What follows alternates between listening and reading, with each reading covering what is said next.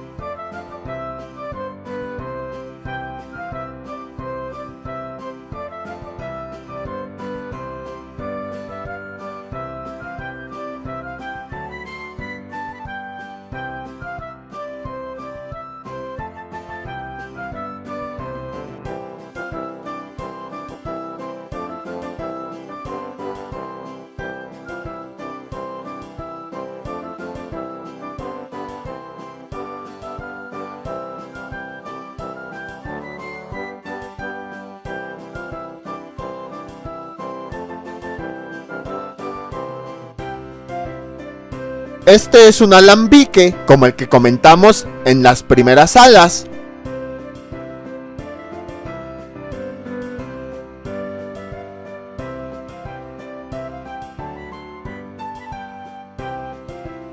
La sala que vamos a ver aquí tiene una decoración muy bonita. Es donde se toman los talleres para realizar tus propios perfumes.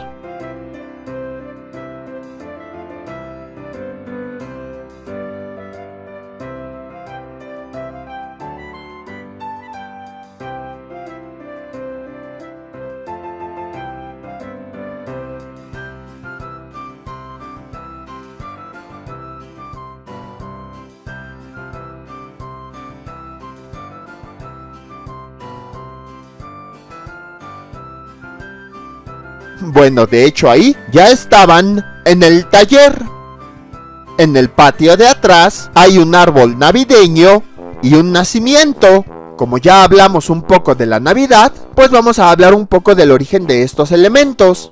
El árbol perenne, que no pierde sus hojas en invierno, a diferencia de la mayoría de los árboles, simboliza la vida que no muere, y esto se relaciona con la vida eterna en Dios. Las luces representan que la luz vence la oscuridad y se coloca en invierno porque los días son más cortos y oscuros. La luz simboliza a Cristo, considerado la luz del mundo.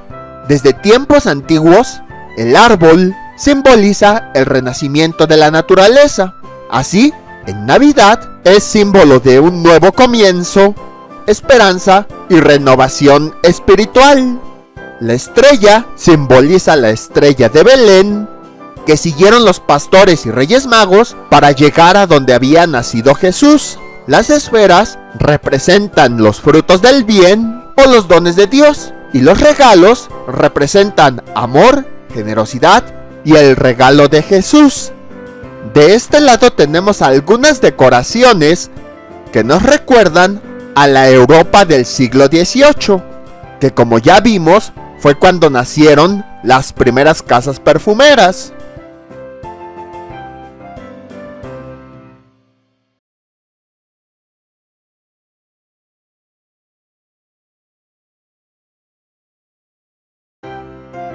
Abajo del árbol hay un nacimiento. Es un conjunto de figuras que representan el nacimiento de Jesús. Se considera que San Francisco de Asís fue el primero en representar un nacimiento en el año de 1223. Con eso le enseñaba a los campesinos el significado de la Navidad. Se empezaron a crear figuras de barro o madera. Al principio solo se representaban a los personajes más importantes: María, José, el niño Jesús y los Reyes Magos, pero con el paso del tiempo se fueron agregando más personajes. como el buey, la mula, los pastores, entre otros. Una vez que hemos observado estos elementos navideños, vamos a continuar con el recorrido del museo. Esta sala se llama Perfumería Contemporánea. Veremos la evolución de la perfumería desde la década de los 70s hasta la actualidad. Vamos a ir por décadas y en el centro de la sala hay algunos perfumes que se pueden oler de las décadas que vayamos a mencionar. Cada uno de ellos tiene su ficha informativa. Se las voy a dejar y ya si quieren leerla a detalle pueden pausar el video. La década de los 70s marcó un cambio en el paradigma del uso del perfume, dejando de ser considerado como un objeto de lujo para convertirse en un accesorio de uso cotidiano. Además, sentó el precedente para una producción masiva de fragancias centrada sobre todo en los Estados Unidos, comenzando así una migración vertiginosa del epicentro de la producción perfumera de Europa hacia América y dando paso a lo que denominamos como la americanización del perfume. De esta manera comenzó una nueva era en el ámbito de la perfumería, en la cual reconocidas estrellas de la música y la televisión incursionaron en la industria, ya no solo imagen promocional de los perfumes, sino como las figuras detrás de algunos de los lanzamientos más famosos de la época. Además, la publicidad cobró muchísima fuerza a partir de este momento, volviéndose parte fundamental del discurso de la perfumería. Otra de las características de la perfumería en este periodo es el surgimiento de los flankers, mismos que constituyen ligeras variaciones, ya sea de concentración o composición, de un perfume fundacional o pilar. De esta manera, hoy en día es común que conozcamos varias versiones de un mismo aroma, las cuales pueden ser lanzadas como ediciones especiales y por tiempo limitado, o como variaciones en la concentración de un aroma. Por ello, en esta sala ya no se abordará la historia de la perfumería a través de las casas perfumeras, sino por medio de fragancias que se volvieron estándares de su época, ya fuera por la innovación en su formulación o componentes, su empaque, las campañas publicitarias que los acompañaron o la nariz detrás de su lanzamiento, entre muchos otros motivos.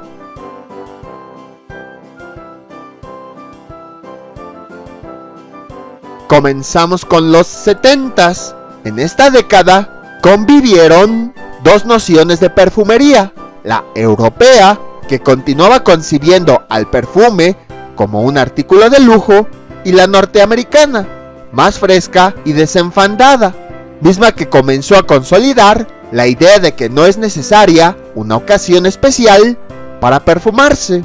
Sin embargo, la transición entre una noción y la otra fue más bien gradual, y Francia continuó siendo la capital de la perfumería. Aún así, Estados Unidos comenzó a cobrar terreno en este ámbito, logrando posicionarse en el mercado con un perfume icónico, Charlie de Revlon. Apelando a un público femenino, clase mediero y profesionista, esta marca neoyorquina de cosméticos logró gran popularidad con una fragancia floral y aldehídica, de bajo costo y fácil acceso, que se vendía en las farmacias y tiendas de conveniencia. El éxito alcanzado logró que diversas marcas y casas perfumeras replantearan su noción sobre la perfumería, surgiendo así una tendencia de aromas frescos, juveniles y sutiles, susceptibles de ser usados en situaciones cotidianas.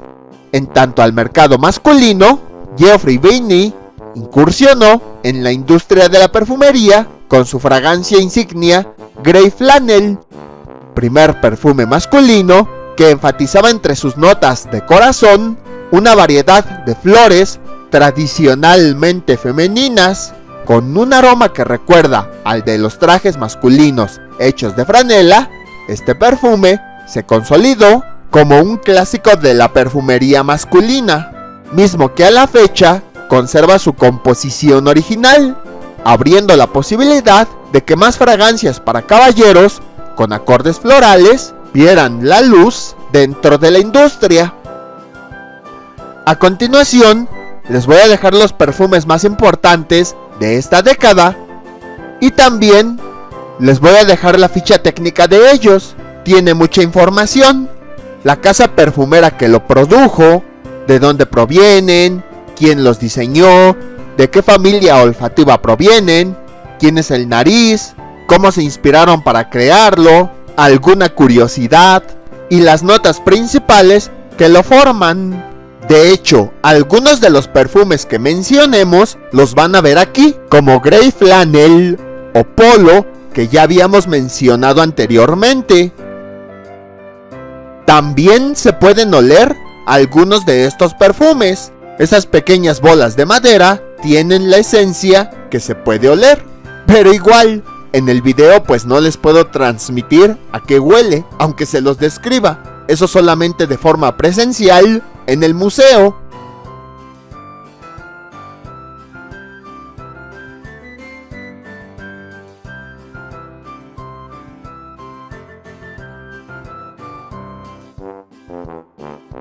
Ahora vamos con la década de los 80s.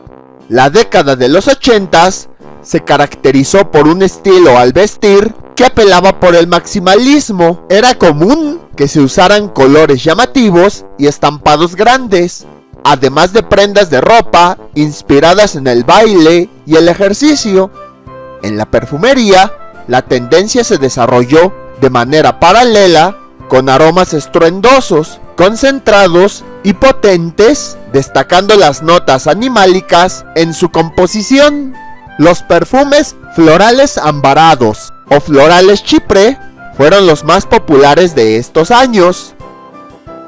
En el ámbito sociocultural, más mujeres se posicionaron laboralmente, impactando en una mayor independencia respecto a sus hábitos de consumo, lo que a su vez representó una mayor proliferación de marcas de moda y perfumería y un consecuente abaratamiento de muchos de estos productos, que si bien no pasaron a ser del todo económicos, sí estaban al alcance de un público cada vez más amplio.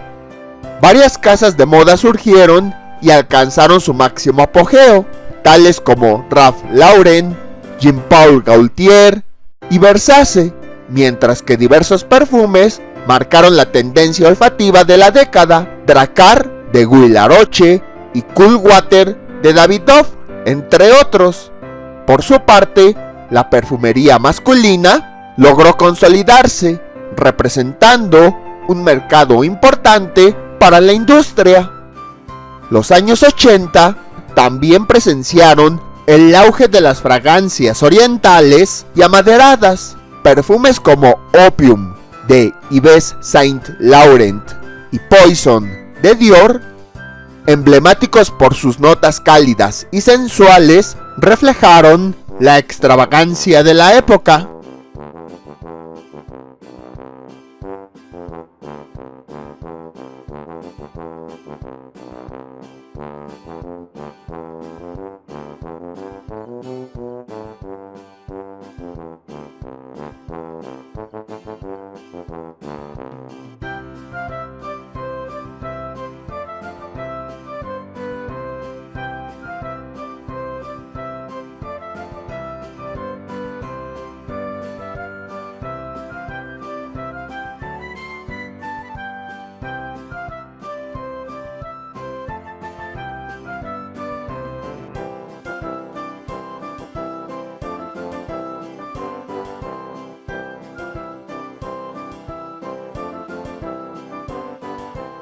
Ahora vamos a ver algunos perfumes en la mesa central junto con su ficha informativa.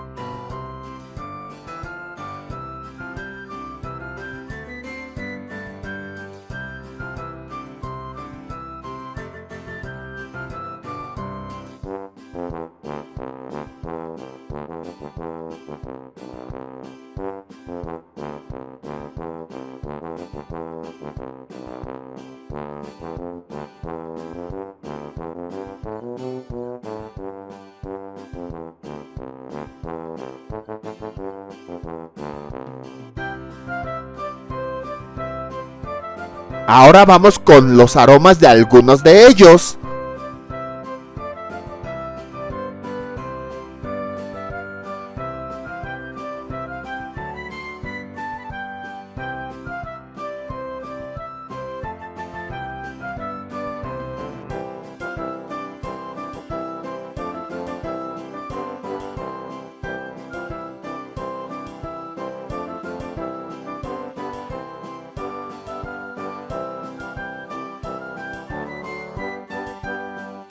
Ahora vamos con la década de los 90, marcando una diferenciación radical respecto a la década anterior. En los 90s, la moda se volcó hacia una estética minimalista, optando por diseños casuales e informales, como prendas holgadas y oversize, así como un estilo más desenfadado como el grunge. Las casas de moda como Calvin Klein, Tommy Hilfiger, Gap y Gucci alcanzaron su máxima popularidad, evidenciando el dominio de la estética norteamericana. Los diseños limpios, sin tanta ornamentación, comenzaron a cobrar fuerza, así como las prendas andróginas, reflejándose en la perfumería con creaciones como CK1 de Calvin Klein, fragancia que capturaba la esencia del minimalismo y la frescura, desafiando las convenciones de género y abriendo el camino para futuras creaciones unisex. Esta década también presenció el surgimiento de las fragancias gourmet, con notas exóticas y deliciosas asociadas a la gastronomía. Ángel, de Thierry Mugler, lanzado en el 92, fue el pionero de esta familia. Este perfume, audaz e innovador, marcó la pauta hacia fragancias más dulces y provocativas. Por su parte, perfumes como Tresor de Lancôme y Acqua di Gio de Armani dominaron el mercado, marcando dos tendencias claramente diferenciadas entre perfumes con evoluciones lineales, cuyas notas de salida, corazón y fondo se mantienen iguales con el paso del tiempo, y aromas sintéticos o metálicos. Sin embargo, los acordes limpios o acuáticos lideraron la década al ser percibidos como menos ostentosos que sus antecesores.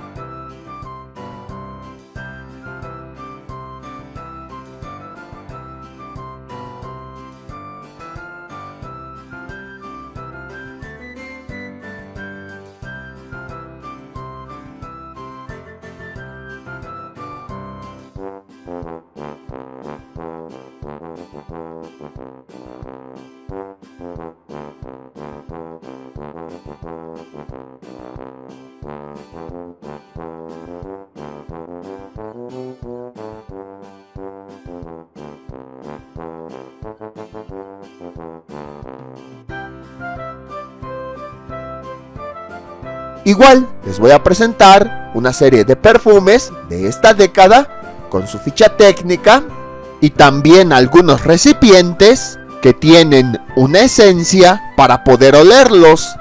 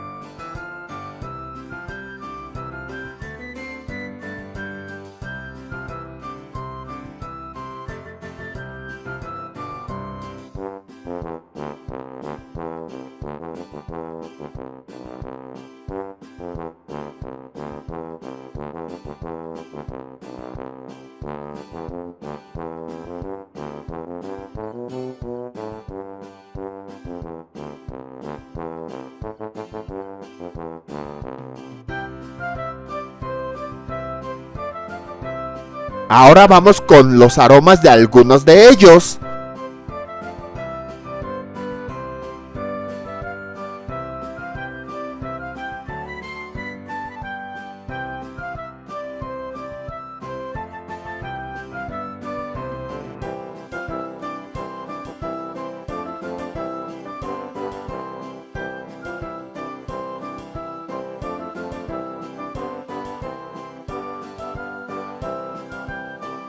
Ahora vamos con los 2000. A partir de la primera década del 2000, las estrellas de los reality shows comenzaron a cobrar preponderancia frente a las supermodelos de la década anterior, convirtiéndose en los referentes de la moda y el estilo del momento. Además, durante este periodo, tanto el fast fashion como el streetwear comenzaron a cobrar más protagonismo, haciendo de las grandes tendencias algo más accesible al público en general. La perfumería, por su parte, continuó conservando un carácter desenfadado y cotidiano, pero esta vez respaldado por personalidades que eran famosas y que incursionaron en la industria de la perfumería, como Jennifer López, Britney Spears o Shakira. Los perfumes afrutados, florales y dulces dominaron el mercado en esta década, la mayoría de los cuales iban dirigidos a un público más joven, lo cual se evidenció con aromas que rememoraban las primeras etapas de la vida. Además, el inicio de los flacones tendió a retomar formas orgánicas e incorporar vidrio pigmentado con colores sumamente brillantes y atractivos a la vista, afianzando la tendencia de una perfumería eminentemente juvenil. Amor Amor de Cacharel, Be Delicious de Donna Karan, Alien de Thierry Mugler, Narciso Rodríguez Forjí, CH de Carolina, Daisy de Marc Jacobs, 1 Million de Paco Rabanne o Like Blue de Dolce & Gabbana constituyen los referentes obligados de este periodo.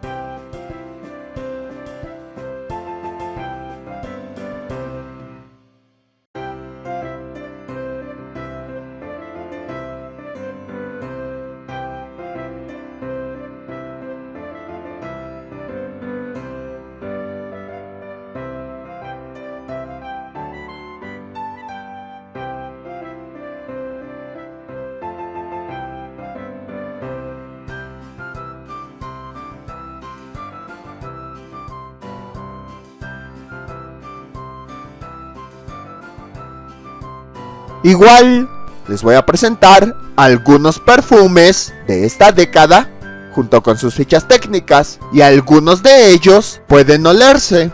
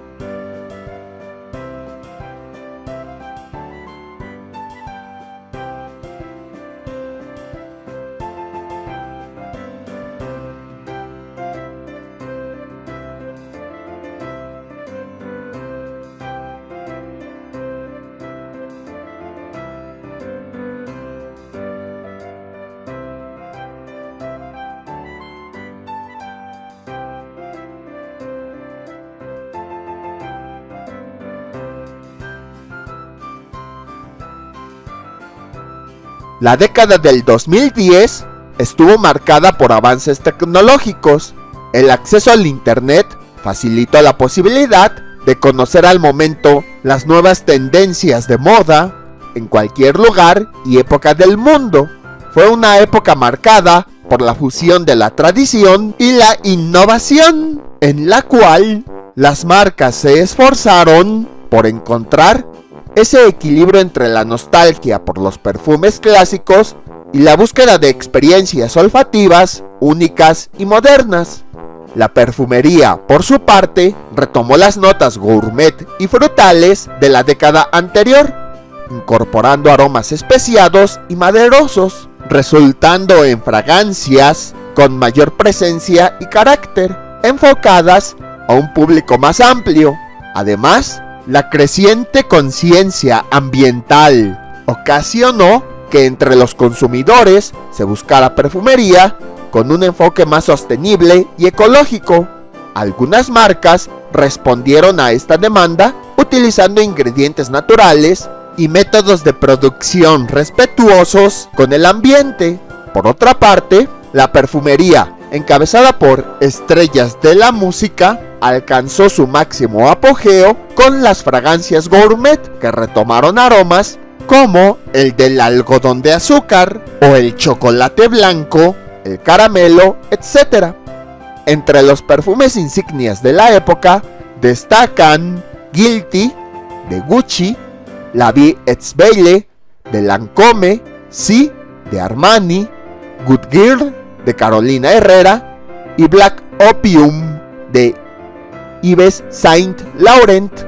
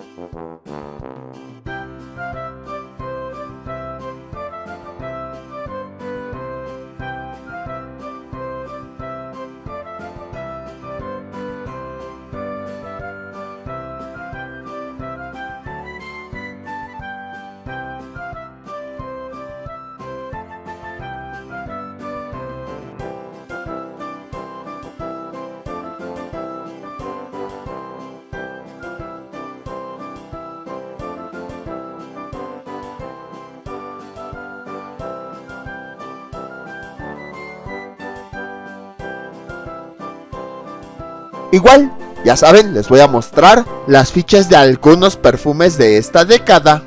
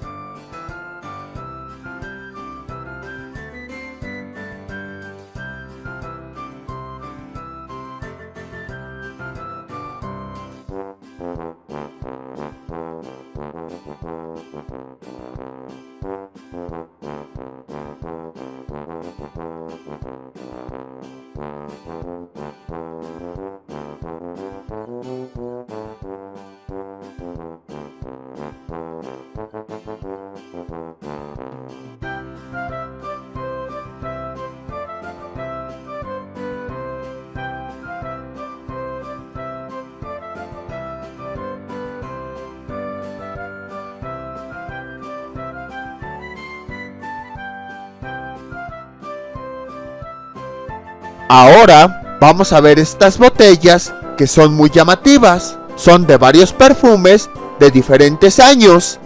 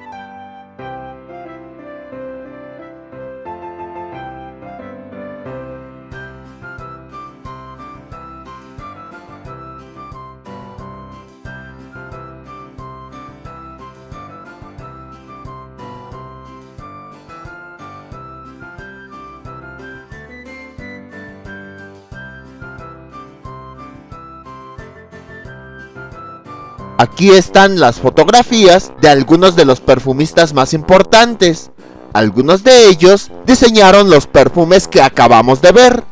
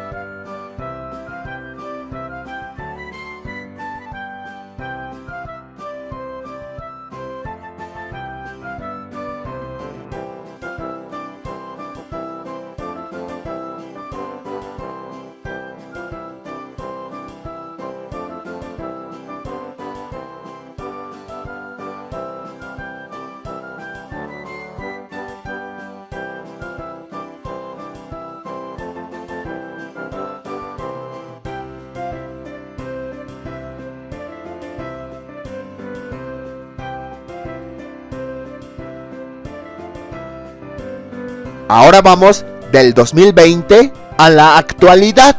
Ya pasaron 5 años y vean cómo todavía hay museos que muestran exposiciones en donde se sigue mencionando el COVID.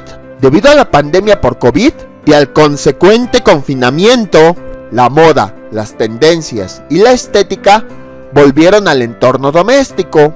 Durante los 2 primeros años de la década, la cotidianidad de buena parte de la población mundial tuvo que desenvolverse dentro de su hogar, por lo que los diseños de las grandes casas de moda apelaron por la comodidad. En el ámbito de la perfumería, el panorama no fue muy diferente, pues se volcó hacia la domesticidad del hogar con aromas más cálidos, neutrales y relajantes, pero que evocaran un entorno limpio, sanitizado y a salvo de posibles infecciones o riesgos para la salud. Además, hubo un auge de productos perfumados para el hogar, como velas aromáticas, inciensos, difusores, así como para el cuidado personal, como bombas de baño, aceites para masajes, cremas corporales, jabones, etc. Por otro lado, la creación de fragancias individualizadas se convirtió en una tendencia importante en la industria, y algunas marcas comenzaron a ofrecer servicios de personalización de perfumes, permitiendo a los clientes crear sus propias fragancias adaptadas a sus gustos y preferencias específicas. Apenas estamos a mitad de esta década, por lo que la historia de la perfumería todavía continúa en construcción. Y con esto terminamos la historia del perfume. Es interesante observar cómo a lo largo de milenios su enfoque fue cambiando dependiendo de cómo era la sociedad. Lo mejor de la perfumería. En el mundo de la perfumería existen premiaciones anuales destinadas a reconocer y galardonar lo mejor de la industria en diferentes categorías. Los principales reconocimientos son otorgados por la Fragrance Foundation y la Academia del Perfume, dos instancias de carácter internacional enfocadas en la investigación y difusión del conocimiento en el mundo de las fragancias. Fifi Awards, otorgados por la Fragrance Foundation, conocidos como los Óscares de la perfumería, se celebra anualmente desde 1973, con sede en Nueva York.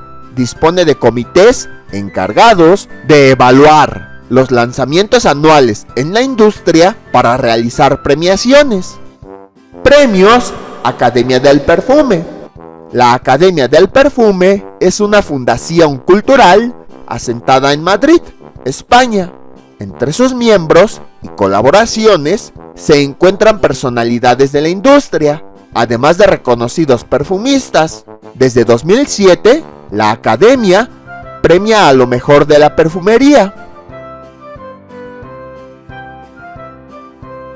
Y de este lado, pues tenemos las categorías. En los Fifi Awards tenemos Mejor Fragancia del Año, Mejor Fragancia del Año, categoría de lujo, Envase del Año. Ya vimos que hay envases que también son muy bonitos y muy llamativos. Empaque del Año, Campaña de Medios del Año, Fragancia Innovadora del Año, Salón de la Fama y Elección del Consumidor. Las categorías de la Academia del Perfume son Mejor Perfume, categoría de lujo, Mejor Perfume, categoría clásica, Mejor Perfume de autor, Mejor Perfume, categoría nicho, Mejor Perfume, categoría lifestyle, Mejor Campaña de Comunicación, Mejor Diseño y Premio a la Sostenibilidad e Innovación.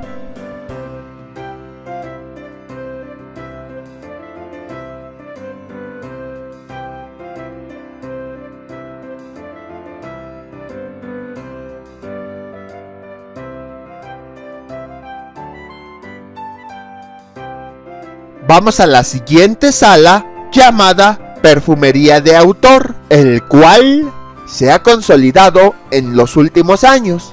Busca reivindicar el papel de los narices como artistas. De esta manera, quien recibe el mérito por las creaciones son los propios perfumistas y ya no las grandes marcas. Caracterizada en primera instancia por productos de alta gama, la perfumería de autor ofrece fragancias creadas con materias primas selectas, retomando además métodos de extracción tradicionales, haciendo de estas composiciones un producto de altísima calidad que repercute en aromas complejos, voluptuosos y de mayor durabilidad en la piel. Esta rama de la perfumería confiere más importancia al juice o jugo, es decir, a la fragancia, considerándola entonces como un líquido precioso digno de ser contenido en recipientes de diseños excelsos, máxima calidad y realizados con materiales finos como mármol, cristales, piedras y metales preciosos. Por ello mismo, es común que las firmas de perfumería de autor mantengan el mismo diseño de flacón, también de empaque y etiqueta para todos sus productos, haciendo de ellos objetos de culto dignos de ser coleccionables. En algunos casos, las firmas de esta vertiente de la perfumería son homónimas respecto al nariz detrás de sus creaciones. En otros casos, los perfumistas son varios y muchas veces son invitados por otras marcas a participar en sus proyectos y conceptos. Un pequeño paréntesis, aquí vamos a ver algunas firmas y el año en el que nacieron. Volviendo a la perfumería de autor, esta refrenda el papel de nariz como artista, pues para llegar al resultado final de los elixires que crea, realiza una fusión de experiencias, recuerdos, memorias, viajes, paisajes y un gran bagaje cultural. Todo ello como parte de un proceso creativo que desemboca en extraordinarias experiencias olfativas. Así como en las diferentes disciplinas del arte, la perfumería de autor parte del alma y mente del nariz artista. Las fragancias de autor se lanzan en tirajes reducidos, enfocados a un segmento muy reducido de la población, distribuyéndose, además, por medio de una red muy selectiva del mercado, sin apelar a grandes e invasivas campañas publicitarias, pues son los propios perfumes quienes, por su máxima calidad, constituyen su mejor publicidad, confiriendo de esta manera exclusividad y lujo a cada uno de estos elixires o perfumes. Al no pertenecer a ninguna marca o casa de moda, los narices no deben atenerse o ceñirse a ninguna de las grandes tendencias de la industria. Por ello, su horizonte creativo es mucho más amplio, pudiendo experimentar más con las notas y acordes, ofreciendo composición diversa, complejas y ricas. Al adquirir perfumería de autor, uno está obteniendo una pieza de arte olfativo. Todas estas razones influyen de manera sustancial en el costo de este tipo de perfumes, lo cual hace que el mercado de la perfumería de autor solo sea asequible para un pequeño nicho de la población. De ahí también que se le conozca como perfumería de nicho, retomando así los inicios de la perfumería.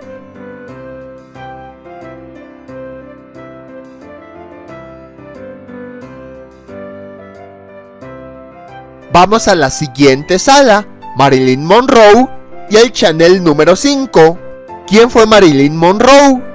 Nacida bajo el nombre de Norma Jean Mortenson el 1 de julio de 1926 en Los Ángeles, California, fue una de las personalidades más importantes de la cultura pop del siglo XX, pues a lo largo de su trayectoria artística participó en más de 20 películas, mismas que la consolidaron como un símbolo de feminidad y sensualidad.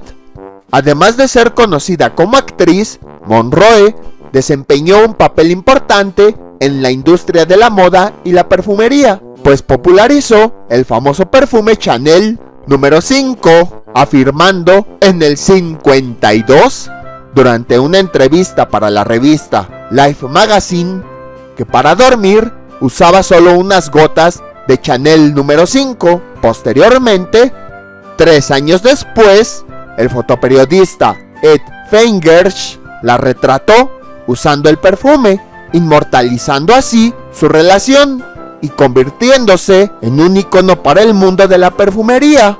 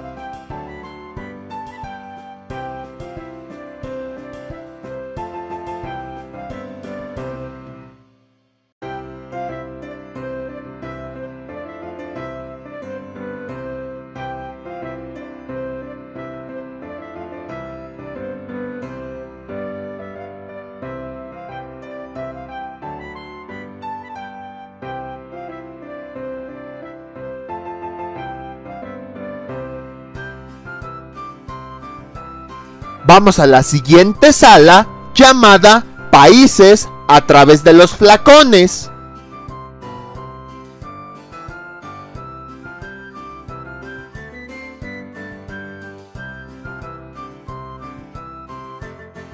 Empezamos con la plata. Es un metal que ha sido utilizado a lo largo de la historia por diversas civilizaciones antiguas. Su brillo y maleabilidad la convirtieron en un material bastante apreciado. En el caso de México, la plata era usada desde tiempos prehispánicos. Sin embargo, no fue sino hasta después de la conquista que este metal cobró más relevancia, pues en las primeras décadas de vida de la Nueva España, el descubrimiento de las minas y su explotación aportó gran fortuna y riqueza a la corona española.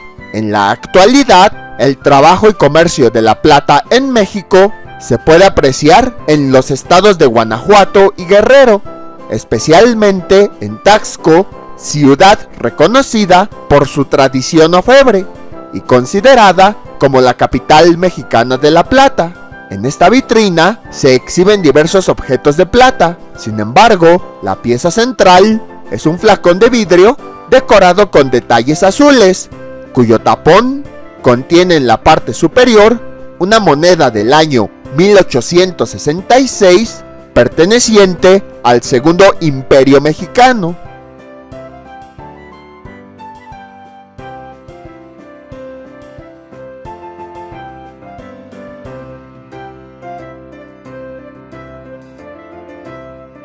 Vamos con Egipto. A lo largo de su historia, esta civilización ha elaborado diversos objetos de vidrio, entre ellos cuencos, ungüentarios y envases de perfume. Gracias a diversos hallazgos arqueológicos, se conocen las diversas técnicas de trabajo en vidrio que los egipcios emplearon, entre las que se encuentran el tallado, coloreado y soplado, esta última bastante usada en la joyería. En esta vitrina hay flacones modernos provenientes de Egipto. Están realizados con técnica de soplado y coloreado, en la que predominan los colores azul y rojo, además de toques dorados en el contorno.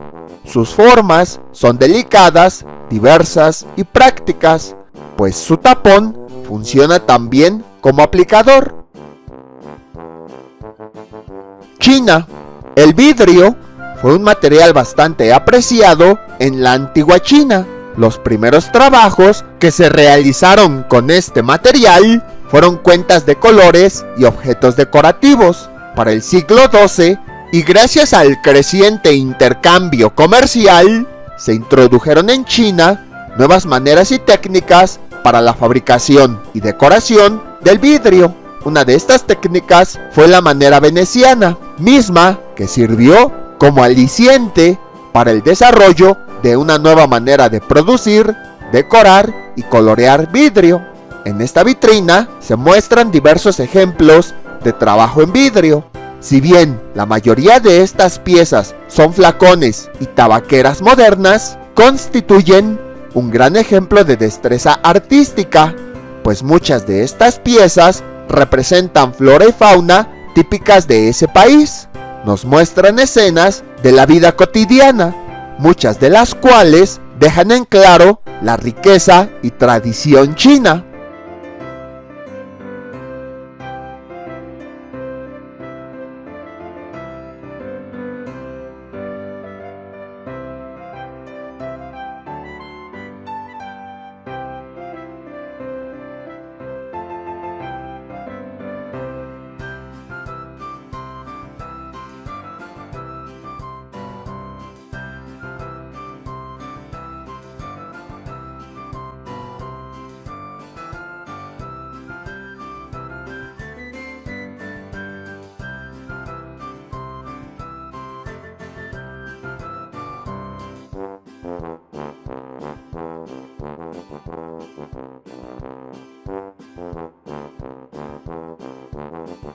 Porcelana.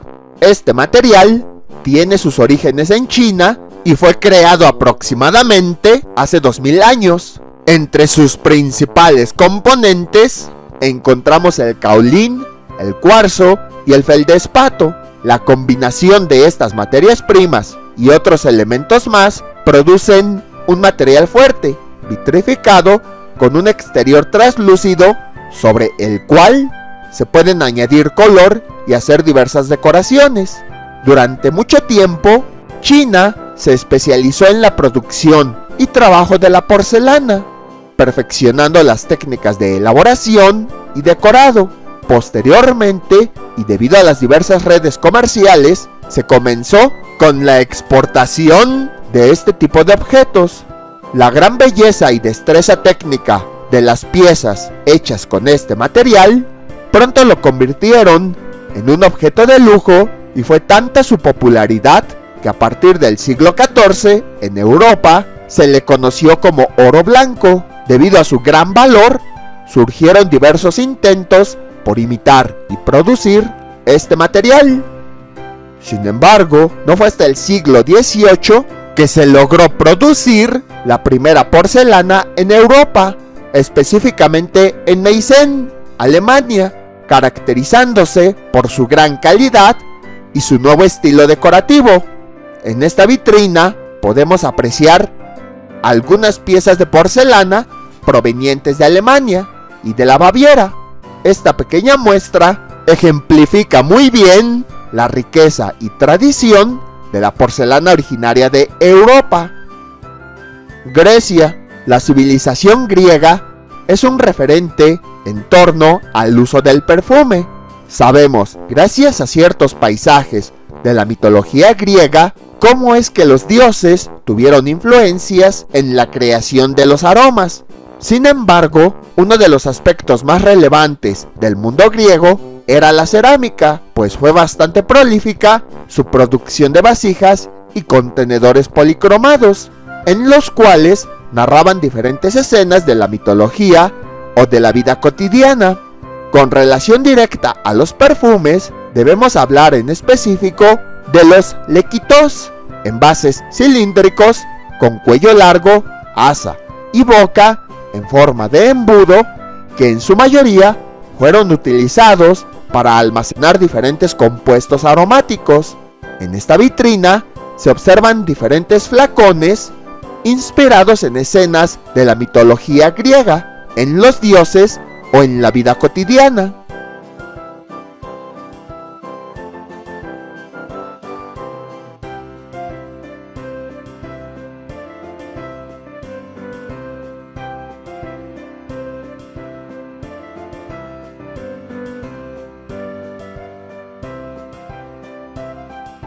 La siguiente sala, no sé cómo se llama, pero tiene decoraciones y perfumes muy bonitos. Voy a aprovechar este espacio para contar la historia de la casa.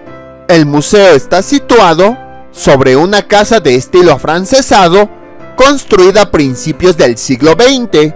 Por eso tiene muchos detalles y decoraciones de esa época.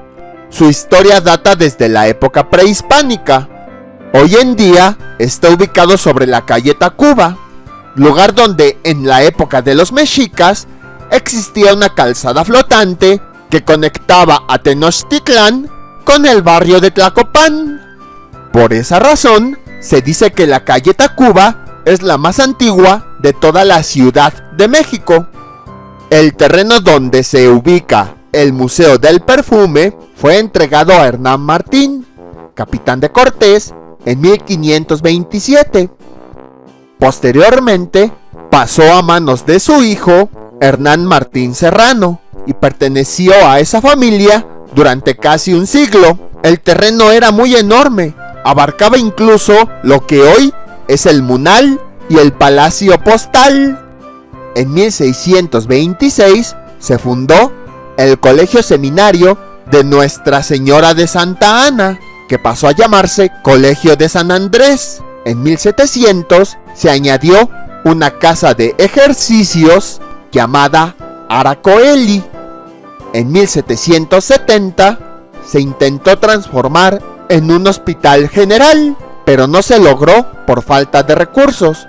Durante la epidemia de viruela, entre 1779 y 1780, el arzobispo Núñez de Haro habilitó al colegio como hospital. En 1786 se fusionó con el Hospital Amor de Dios y así nació el Hospital General de San Andrés. Fue pionero en la medicina del país, siendo sede de la primera anestesia con cloroformo en México. Cuando murió el arzobispo y debido a la Guerra de Independencia, el hospital decayó. En 1850 pasó a manos de las Hermanas de la Caridad, hasta su expulsión en 1874. Las leyes de reforma, como hemos visto con otros conventos, fragmentaron el terreno. Se abrieron nuevas calles, así como construcciones como el Palacio Postal y el Munal. También se construyeron las casonas ubicadas en los números 12 y 15, ambas propiedad de Manuel Romero Rubio, suegro de Porfirio Díaz. Por esa razón, esta casa tiene estilo afrancesado. Ya sabemos que Porfirio Díaz le encantaba mucho ese estilo y lo quiso traer a México y plasmarlo en diversas construcciones.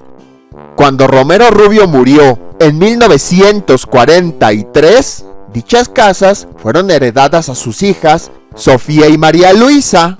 En el 84, la propiedad en la cual se encuentra actualmente el museo fue vendida a una inmobiliaria. Pero en los años en los que la casa estuvo en manos de la familia Romero Rubio, tuvo diferentes inquilinos, los cuales le dieron al recinto un uso principalmente comercial, como la fábrica y tienda de uniformes militares y banderas La Principal, el estudio de fotografía, consultorio dental y consultorio médico del Dr. Eduardo Lisiaga.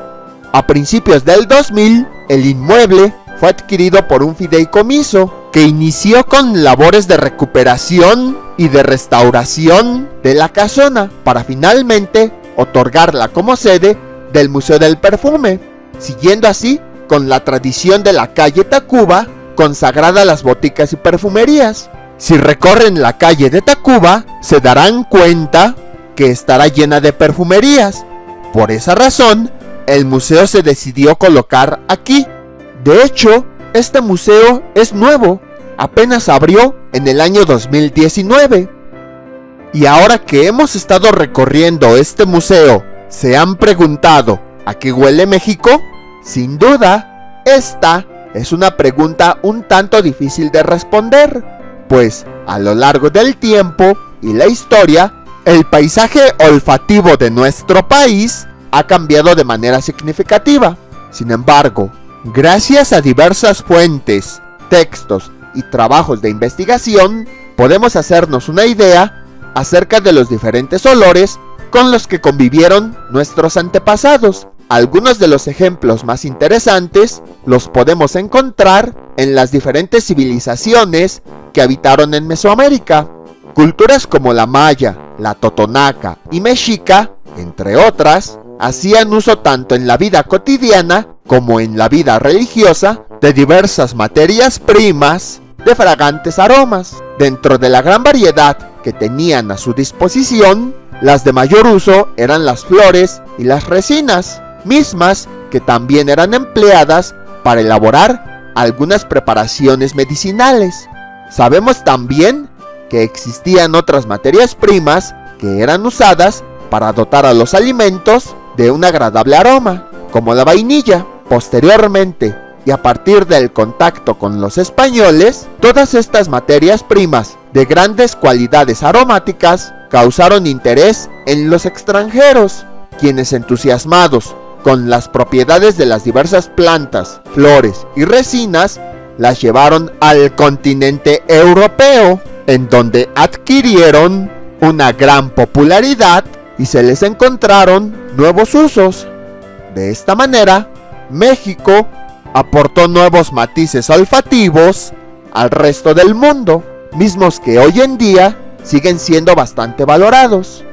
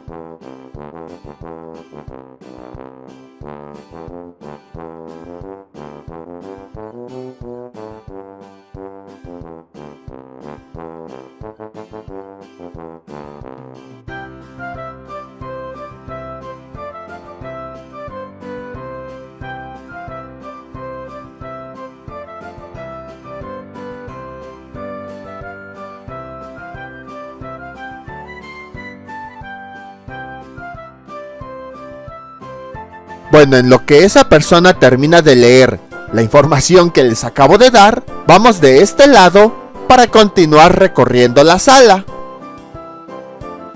Ahí tenemos una pintura llamada Escena interior del siglo XIX, pareja durante el cortejo. En lo que la enfoco, vamos a hablar un poquito de ella. Esta pintura nos sitúa al interior de una habitación ricamente decorada. Al centro de la mesa encontramos a una joven pareja que, a juzgar por sus ricas vestimentas, pertenece a la alta sociedad europea. El público, como principal espectador, puede presenciar el cortejo y posiblemente una propuesta formal de matrimonio, pues la joven lleva un anillo en el dedo anular de la mano izquierda. Aunado a ello, debemos hacer hincapié en el hecho de que la pareja no se encuentra acompañada en la habitación, lo que denota que su relación es formal y seria. Otro aspecto que hace alusión al vínculo afectivo entre los protagonistas de la obra es la rosa que la joven sujeta en la mano derecha, misma que representa la feminidad, la delicadeza y el romance, tema central de la pintura. Lo interesante de las pinturas antiguas, que a partir de algunos elementos que parecen pasar desapercibidos, en realidad tienen un significado más profundo que nos permite conocer el contexto de la imagen.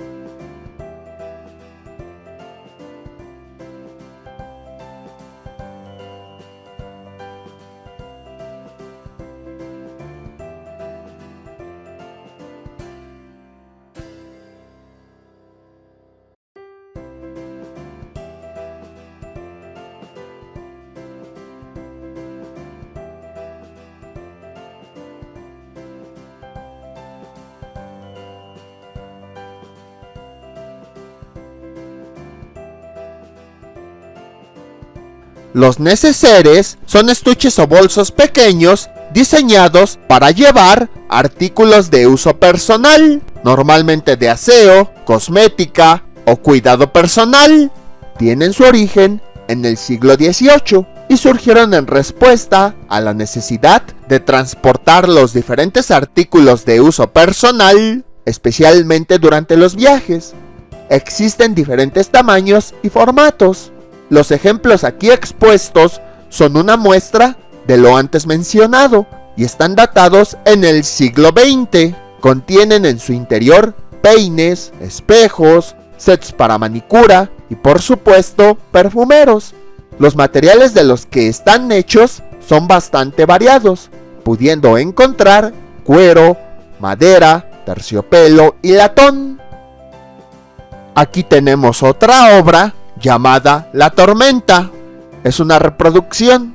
Representa a una joven pareja en una escena casual y cargada de romanticismo, aspecto implícito en la acción que realiza el joven al cubrir a su amada de la lluvia. Este gesto de protección, aunado a la mirada que le dedica a la mujer, nos permite ser testigos del afecto que siente por ella. Por su parte, se puede apreciar que la joven, si bien es ajena a la mirada cargada de sentimentalismo del joven, también demuestra su afecto y afán de protección hacia su amado, cubriéndolo con su sobrefalda. Esta escena nos deja entrever la conexión sentimental entre dos individuos que expresan sus sentimientos ante cualquier contratiempo o situación difícil, por medio de la comprensión y el cuidado del otro.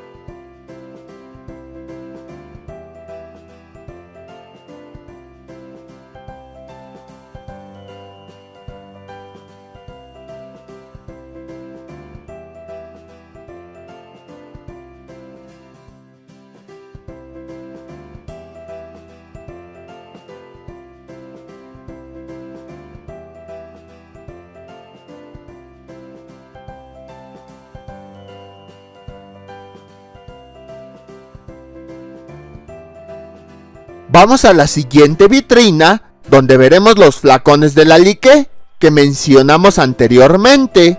René Lalique fue un famoso artista vidriero que comenzó a crear incontables piezas de joyería y artículos decorativos a finales del siglo XIX.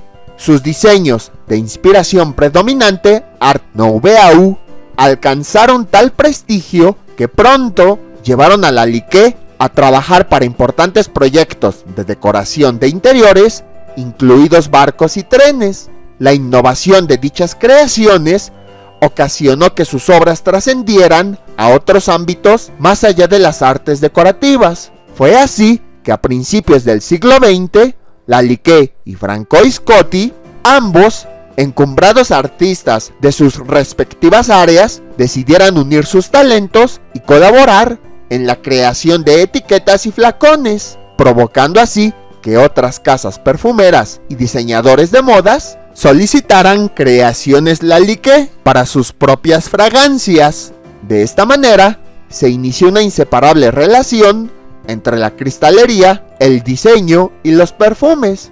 Cuando murió René, Suzanne y Marc Lalique continuaron con el legado de su padre, diseñando empaques y creando flacones que han pasado a la historia debido a su calidad y belleza. La historia de la firma continúa hasta nuestros días, pues Marie-Claude Lalique se inspiró también en las obras de su abuelo para crear nuevas piezas de arte. Años más tarde, en 1990, decidió fundar una línea de perfumes bajo el apellido familiar, misma que sigue vigente y cuyos flacones aún se inspiran en las creaciones de René Lalique. Las piezas que forman parte de esta sala son solo una pequeña muestra de la destreza, creatividad y trayectoria que la dinastía Lalique ha legado al mundo del arte y la perfumería.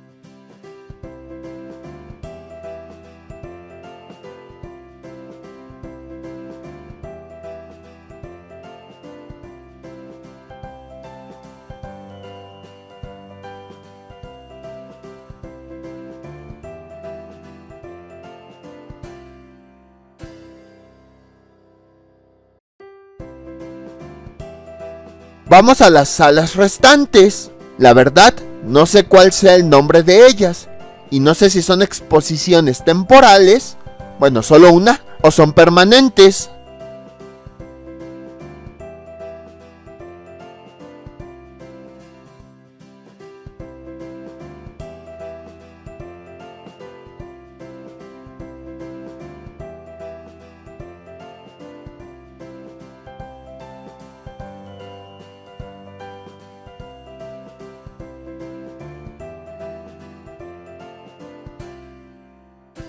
Esta obra se llama Virgen del Apocalipsis.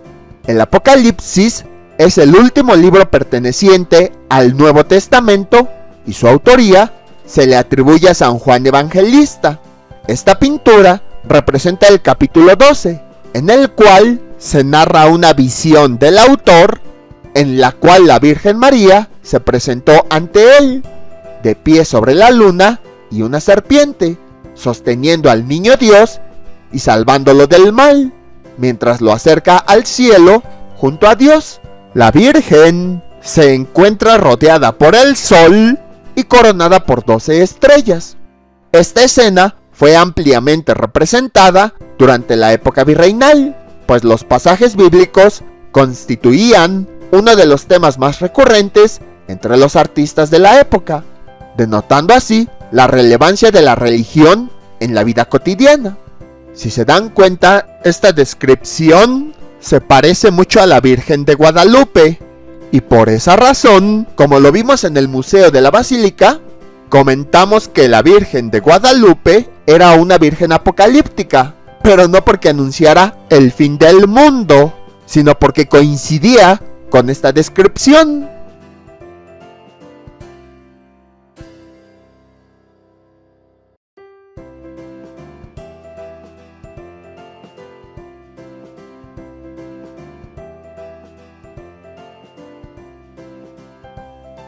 Aquí tenemos una pequeña ofrenda de copal. En la época prehispánica, podemos decir que el copal fue de las primeras sustancias aromáticas que existieron. La historia del perfume comienza con la quema de maderas y resinas como ofrendas a sus deidades. Diversos pueblos y civilizaciones acostumbraban el uso del humo aromático, siendo el incienso y el copal elementos con más presencia en la vida religiosa. En el caso de Mesoamérica, sabemos gracias a diversas fuentes y códices que para el pueblo mexica, el copal era un componente indispensable en la realización de ceremonias y rituales. El copal se obtiene del árbol Bursera bipinata, mismo que se encuentra en estados como Guerrero y Morelos, además de países como El Salvador y Honduras. Se recolecta únicamente en temporada de lluvia y el proceso de extracción se hace por medio de incisiones a la corteza del árbol. Comienza a liberar la resina que es recolectada en pencas de maguey. Posteriormente y antes de su traslado, el copal se debe limpiar para retirar impurezas y dejarlo lo más blanco posible. Una vez terminado este proceso, se transporta para su comercialización y venta. Hoy en día, esta resina sigue siendo un elemento importante para la cultura mexicana, pues su uso continúa presente en diversas festividades como el Día de Muertos. Otro componente aromático de gran importancia religiosa es el incienso, mismo que está presente en una gran variedad de celebraciones religiosas.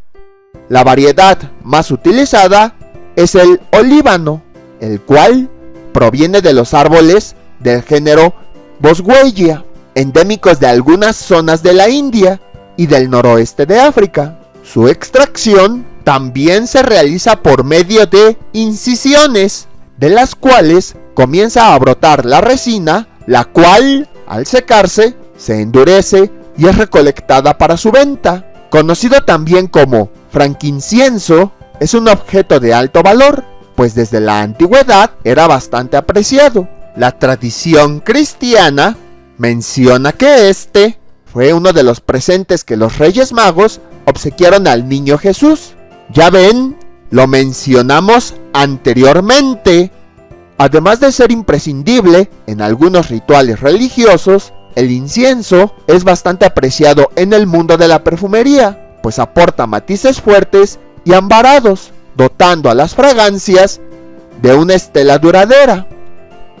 Ahorita estamos en otra sala, pero no hay información de los objetos que se están exhibiendo.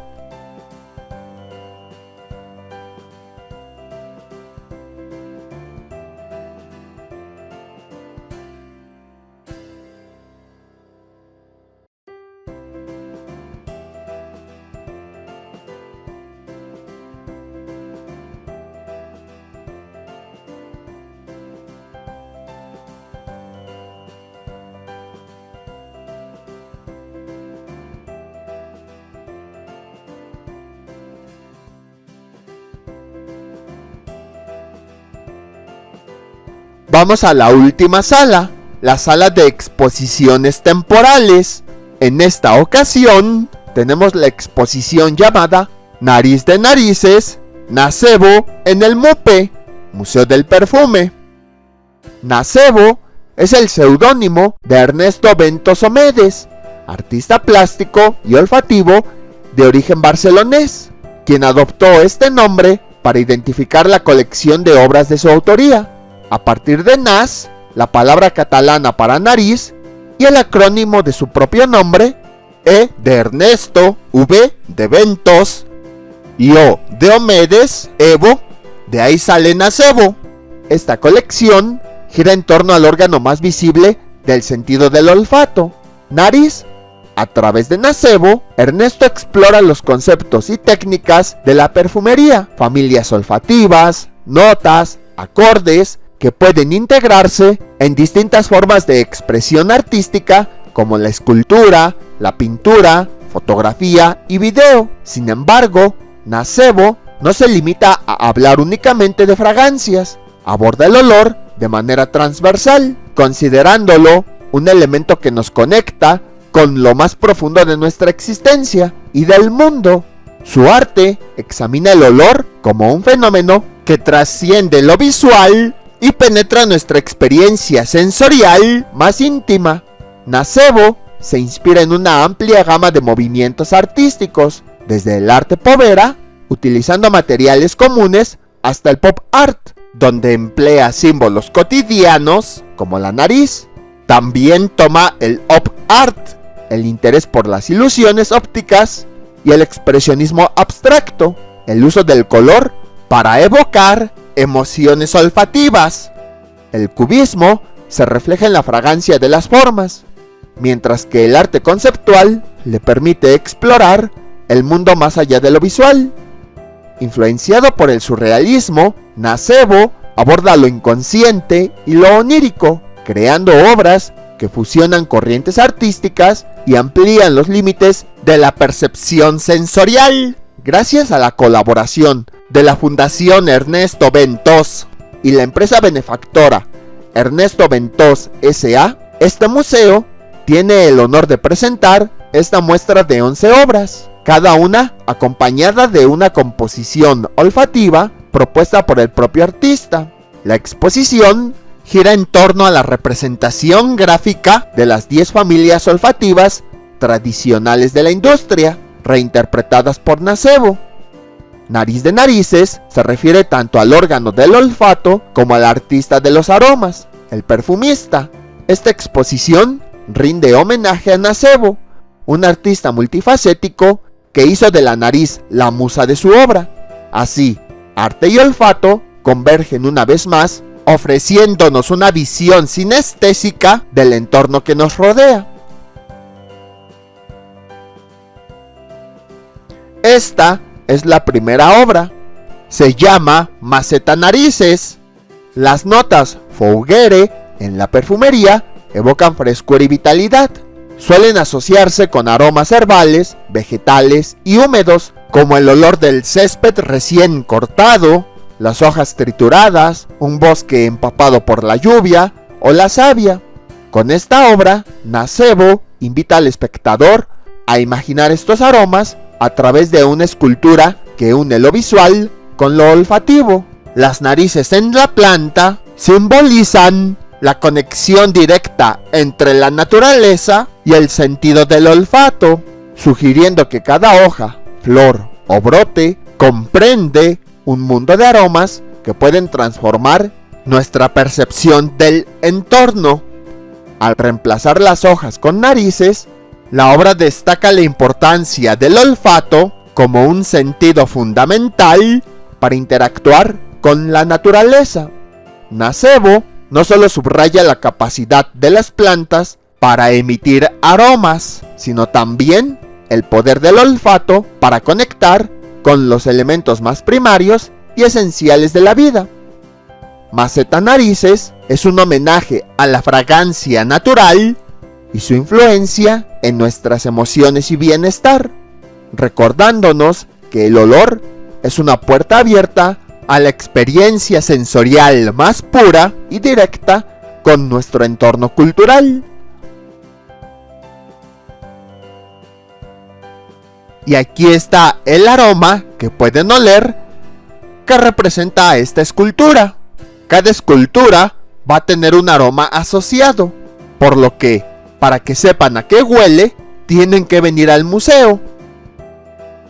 Esta obra se llama Nariz 5. A través del uso del color y el minimalismo, la forma y la simplicidad se convierten en vehículos poderosos para el significado, pues la representación de un motivo tan simple como la nariz y la concentración en un solo espectro del color enfatizan la esencia del cítrico, tanto en el arte como en la experiencia sensorial.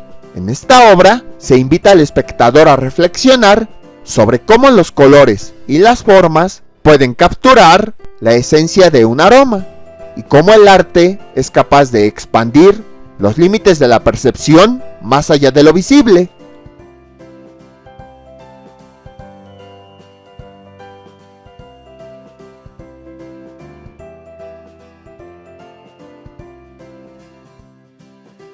Esta obra se llama Floresnas. Las narices, como tema central, sugieren una integración directa entre el sentido del olfato y la percepción visual, destacando la importancia de los aromas florales en nuestra vida cotidiana. A través de Floresnas, Nacebo desafía las fronteras tradicionales del arte, jugando con la idea de cómo experimentamos y conceptualizamos los olores en el contexto de la naturaleza y el arte. La obra, además, se inscribe en una tradición artística que explora la relación entre forma, percepción sensorial y simbolismo. Al hacer uso de narices coloridas en lugar de flores o pétalos, el artista no solo experimenta con la iconografía reconocible, sino que también invita a una relectura de las asociaciones entre olfato y visión.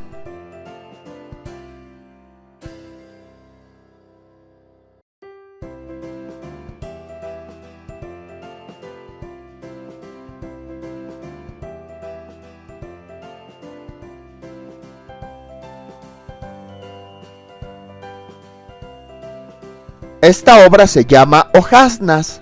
Está compuesta por una estructura de hierro y poliuretano, donde una nariz se sitúa en el centro sobre una base redonda.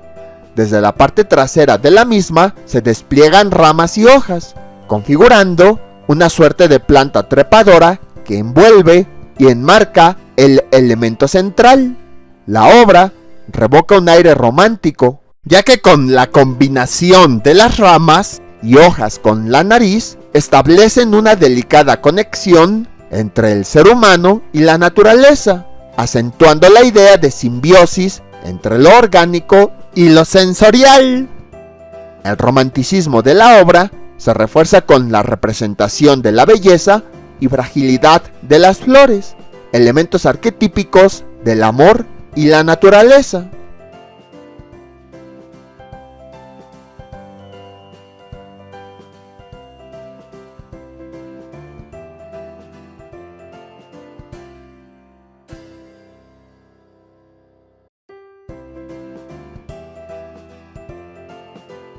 La siguiente obra se llama Busto masculino primero. Está tallada en madera y brinda un giro distintivo al rostro humano, pues recubre de espinas de rosa la nariz, sugiriendo una profunda conexión entre el olfato y la experiencia sensorial, donde las espinas simbolizan la fragilidad de los sentidos.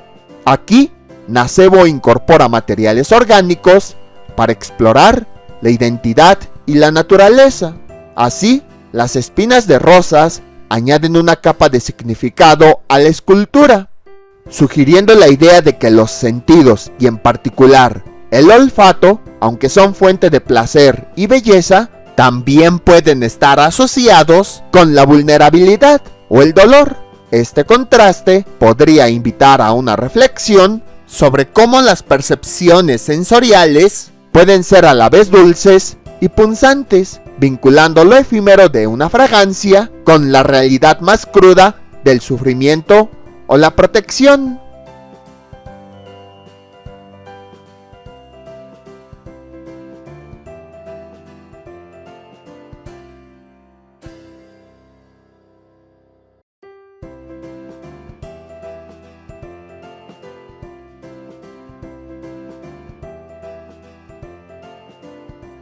Esta obra se llama Parejanas.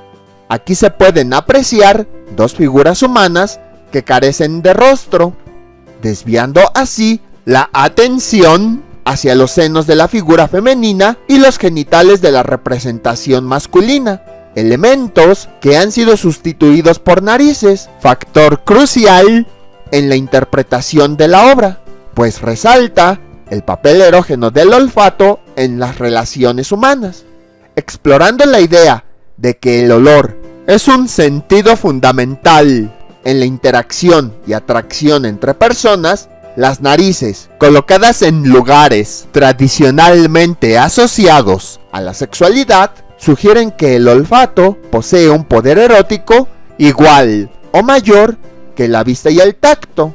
la ausencia de rostros completos y el énfasis que Nacebo le confiere a las narices expresan que la identidad y el deseo son, en parte, moldeados por las percepciones olfativas, más que por las características físicas visibles.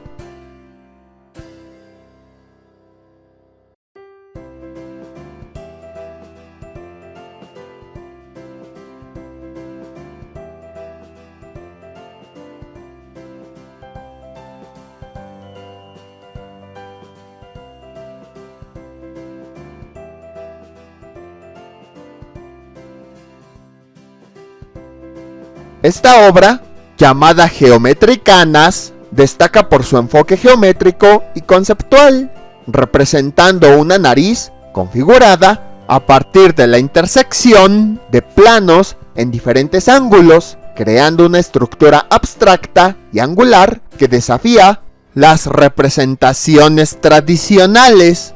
Cada uno de estos planos está pintado en tonos que crean una conexión entre la materialidad de la piel y la tierra, evocando sutilmente las notas tostadas de la avellana, el café, el caramelo y el cacao, notas olfativas asociadas al gusto y que sugieren una dimensión sensorial adicional, invitando al espectador a imaginar los aromas cálidos que esta paleta de color inspira.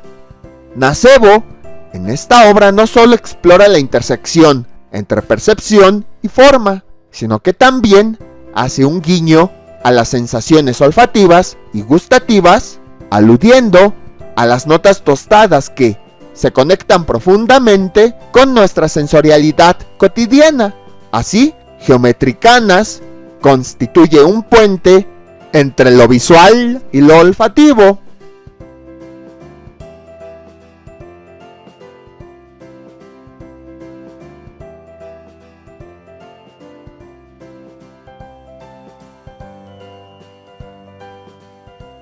¿Podemos oler una obra de arte? Y si podemos, ¿a qué huele? La Fundación Ernesto Ventós tiene el honor de colaborar con el Museo del Perfume en la exposición Nariz de Narices, el primer proyecto expositivo de Nacebo en Centroamérica. En este contexto, la entidad cede 11 obras que reflejan la singularidad visión de Nacebo, donde el olor deja de ser invisible, toma forma y se llena de color. A través de estas piezas, el artista comparte su universo interior, acordes olfativos, notas y familias, transformando el olor en una experiencia visual y sensorial única.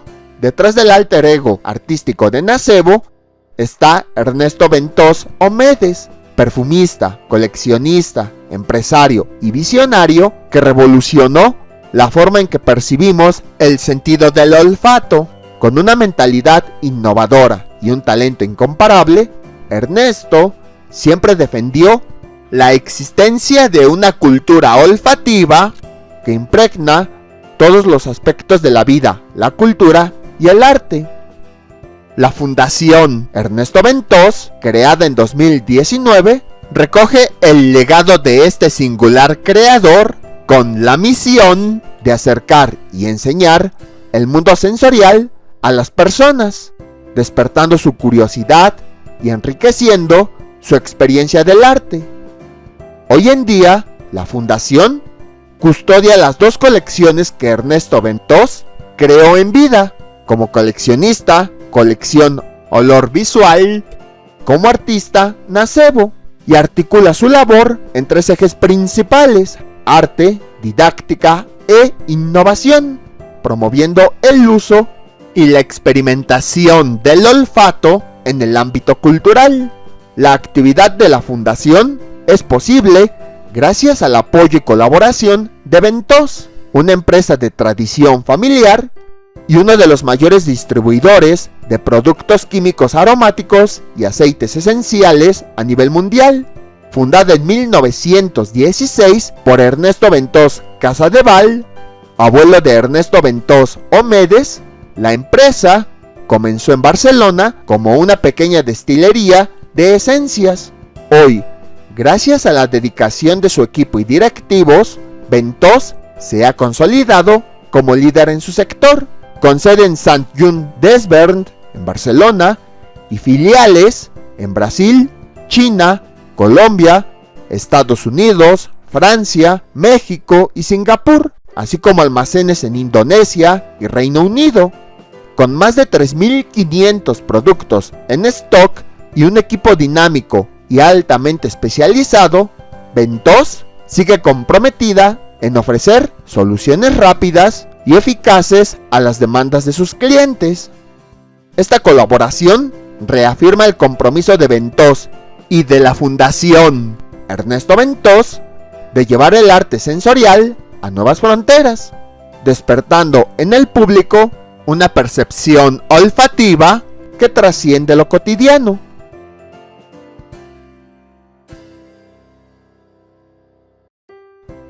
En esta obra llamada Donas 7, mediante la técnica de dripping o goteo, Nacebo destaca la relación existente entre el olfato y las frutas, poseedoras de aromas frescos, potentes y distintivos.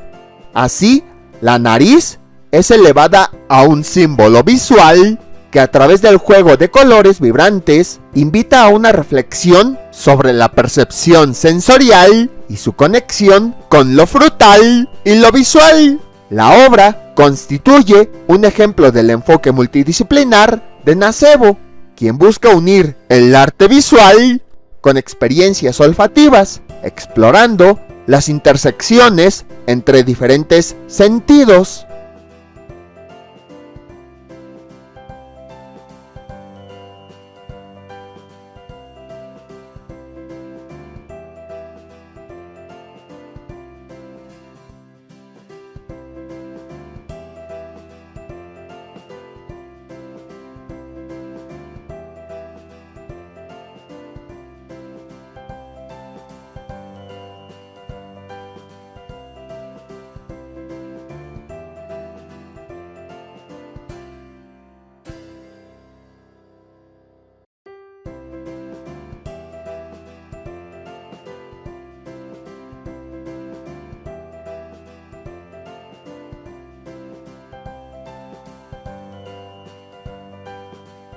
Esta obra se llama Dunas. Se distingue por su ingeniosa reinterpretación de objetos cotidianos y su conexión con la historia del arte conceptual. La obra utiliza un botellero como estructura base, en cuyos soportes se disponen narices de poliuretano, creando una composición que combina lo familiar con lo inesperado.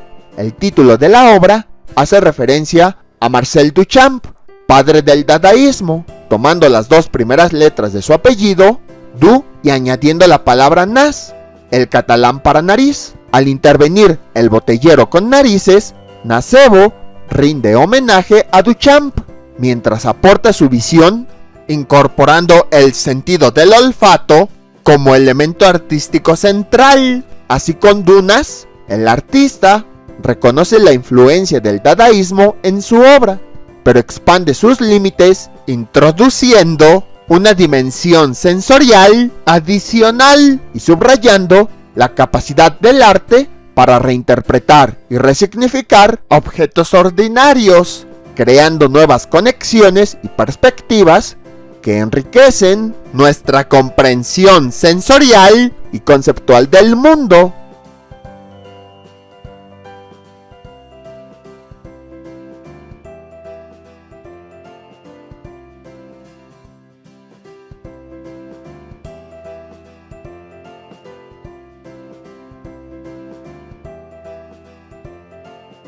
Esta pieza, llamada Nas Nube, está conformada por un conjunto de narices que, dispuestas de manera fluida, emulan la forma etérea de una nube.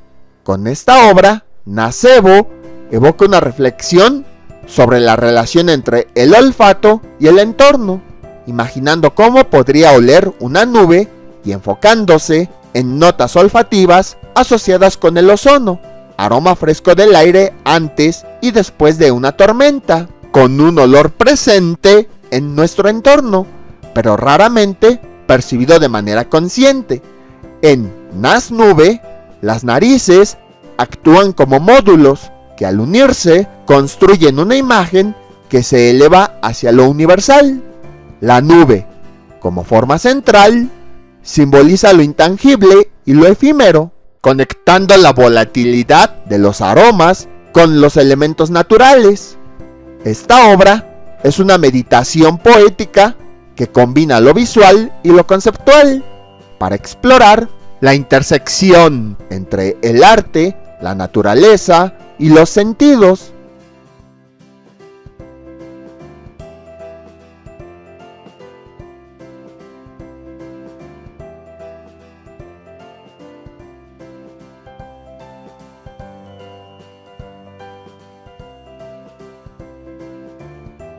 Y con esto terminamos el recorrido del museo.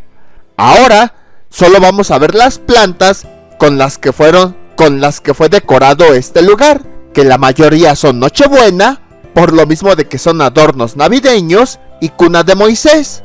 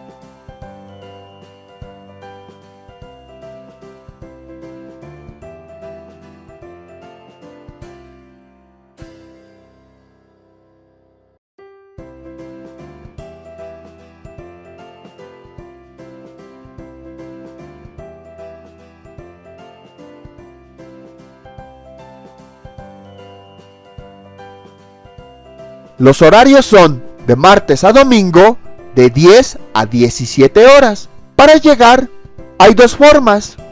Puede ser a través de la estación Bellas Artes o a través de la estación Allende de la línea 2 del metro. Caminan sobre Tacuba y luego ahí encontrarán este museo. En este mapa podemos ver dónde está el Museo del Perfume, pero también podemos ver dónde está el Munal y el Palacio Postal. Entonces, toda esa zona que abarca esos sitios eran los que conformaban el mismo terreno antes de que fuera dividido, que mencionamos hace un momento. Esperamos que les haya gustado. No olviden suscribirse, dejar sus comentarios y nos vemos para la próxima visita.